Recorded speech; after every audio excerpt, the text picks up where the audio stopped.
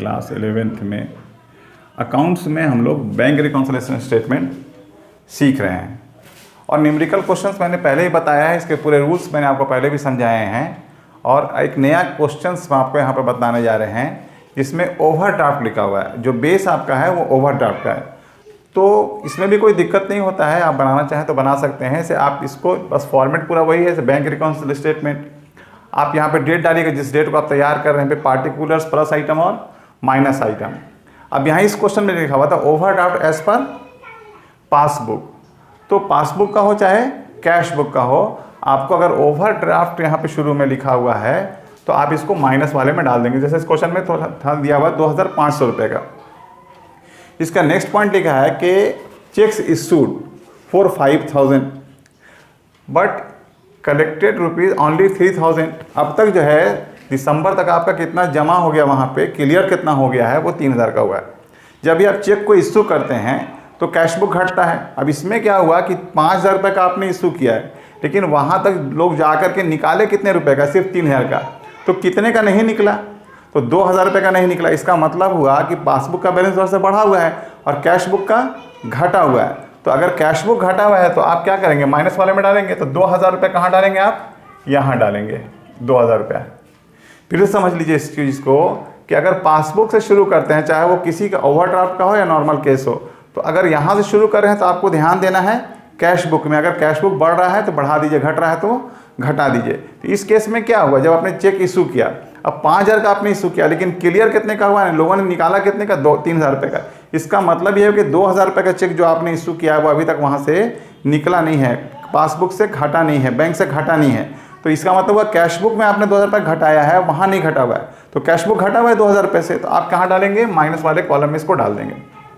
Next डालेंगे यहाँ पे चेक्स इशूड। अब यहाँ कितना है, अब देखिए क्वेश्चन में लिखा हुआ था cheques issued for ₹1000 but omitted to recorded in cash book. यहाँ पे कैश बुक में ओमिट कर दिया, आपने भूल गया, लिखने के लिए भूल गए आप। अब जब आप चेक इशू करेंगे, अब आप कैश बुक में भूल गए हैं लिखने के लिए, लेकिन एक्चुअली हुआ क्या, वहाँ से घट चुका है अमाउंट। कहाँ से, पासबुक में घट गया और कैश बुक में बढ़ गया होगा। अभी तक आप चूँकि आपने लिखना छोड़ दिया आपने या भूल गए लिखने के लिए, तो कैश बुक में अमाउंट आपका बढ़ा हुआ होगा। तो आप जो भी अमाउंट है 1000 रुपये को कहाँ डालेंगे, इस 1000 रुपये को आप गौर कीजिएगा तो यहाँ पे 1000 रुपये को प्लस में डालना पड़ेगा। ये प्लस वाले में डालिएगा यहाँ पर 1000 रुपया।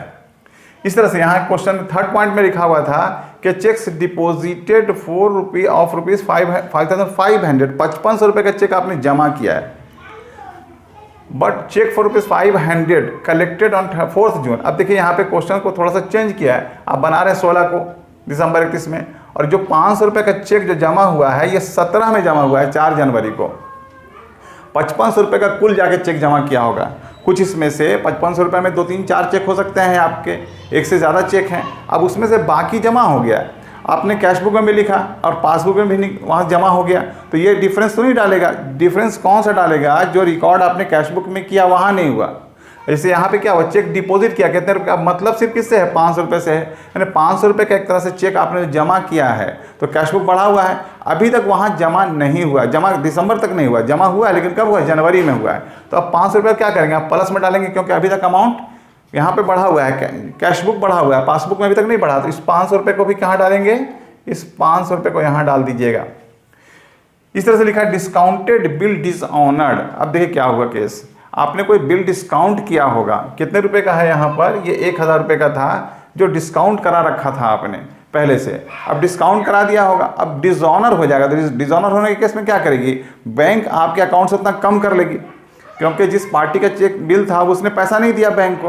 अब बैंक में कलेक्शन नहीं हुआ तो दोबारा आपके अकाउंट से माइनस करेगी वो, तो पासबुक माइनस हो गया और कैश बुक आपका क्या हुआ, बढ़ा हुआ, चूँकि आप कैश बुक में लिखे नहीं उतना अमाउंट। तो आप कैश बुक में क्या करेंगे, आप रिकॉन्सिलिएशन बनाते समय इसको प्लस में ही डालेंगे। कितना रुपया है, 1000 रुपया हो जाएगा ये वाला डिसऑनर वाला।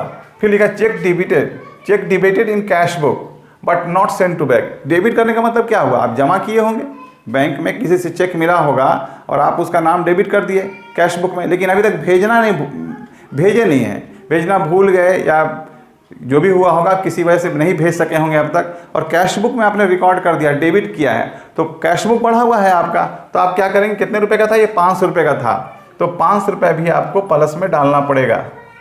इसके बाद लिखा है इंटरेस्ट अलाउड बाई बैंक, ये ₹200 है, मैंने साइड में लिखा है यहाँ पे interest allowed by bank ₹200 but not recorded in cash book. अब इंटरेस्ट दिया है बैंक ने, तो जब बैंक ने दिया होगा तो क्या हुआ होगा, पासबुक बढ़ा होगा, लेकिन आप उसको कैश बुक में नहीं लिख सके, तो अभी तक कैश बुक माइनस है, तो अब माइनस करना पड़ेगा यहाँ पे, तो आप माइनस वाले कॉलम में 200 रुपये को लिखेंगे। इस तरीके से आपको यहाँ पे प्लस माइनस में आपको जो अमाउंट जहाँ जाएगा वहाँ लिखेंगे। अब टोटल करने के लिए मैं बताता हूँ, जिस साइड का टोटल ज़्यादा है उसको लिखिए। अब गौर करें 25, यहाँ 45 और 4700 रुपये, इधर देखिए कम है 10, 10, 20, 25, 5, 30, 3000 है, तो इधर 4700 वाले को आप यहाँ पे लिखिए 4700 टोटल करके, और यहाँ पे भी 4700 लिखिए। इसका टोटल कितना हुआ, 10, 10, 20, 25 और 5, 30, 3000 रुपया। अब देखिए 3000 और 4700 दोनों में ज़्यादा कौन है, तो 4700 है। ज़्यादा आसान तरीका ये है कि दोनों साइड का टोटल आप कर लीजिए, जिधर का टोटल ज़्यादा हो रहा है, देखिए अब यहाँ 4700 रुपये है, तो इस 4700 में 3000 को कम कर दीजिए। अब यहाँ पे जैसे कैश बुक वगैरह बैलेंस करते हैं उस तरीके से कर दिया, तो यहाँ पे 1700 रुपया आपका डिफरेंस आ जाएगा, यही बच गया। अब यही अमाउंट क्या हुआ, यहाँ हम लेके चले थे ओवरड्राफ्ट एज पर पासबुक, तो यहाँ आ जाएगा जो बैलेंस आ रहा है वो एज पर कैश बुक आएगा। और मैंने पहले ही बताया था अगर ये टोटल माइनस का ज़्यादा है तो नीचे में क्या लिखेंगे, इसको ओवरड्राफ्ट ही लिखेंगे। अगर बाय द वे आप शुरू भले कर रहे हैं यहाँ से, लेकिन अगर प्लस का टोटल बाय द वे बढ़ गया तो फिर ओवरड्राफ्ट खत्म हो जाएगा, ध्यान रखेंगे। अब यहाँ 1700 बचा है, ये आप लिख दीजिएगा balance as per cash book. तो आपको लिखना पड़ेगा यहाँ पे, ये 1700 के सामने लिखेंगे बैलेंस एज